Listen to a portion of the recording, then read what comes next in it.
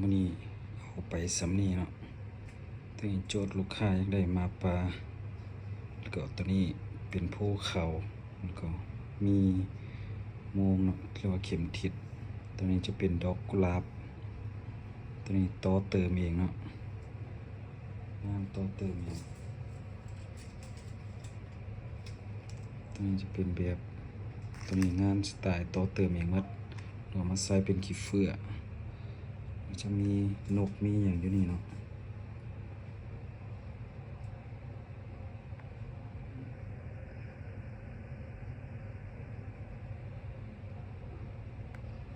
จะเป็นสัตว์ถึกกรพุ่นตัวนี้ตกเก็ตหมดแล้วตัวยังเป็นเพบางบอเนาะตัวให้ได้แปลงไม้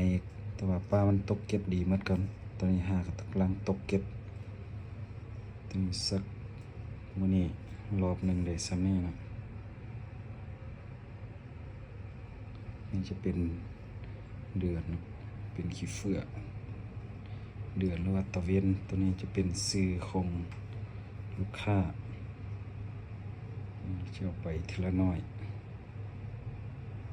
ทางพี่ใส่เป็นขันไดนะหรือว่าเป็นป้ายเป็นเฮ็ดเป็น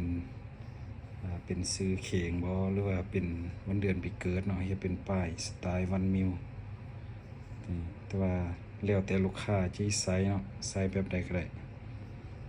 ตัวนี้ก็ออกแบบเองหมดต่อเติมเองหมดจบไปได้แต่ซ้ำนี้รอบหนึงครับมื้ออื่นจัดต่อ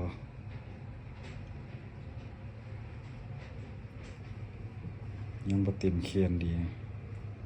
ค่อยลามไปทีละน้อยตกเก็ตดีมาแล้วตัวนี้เนาะ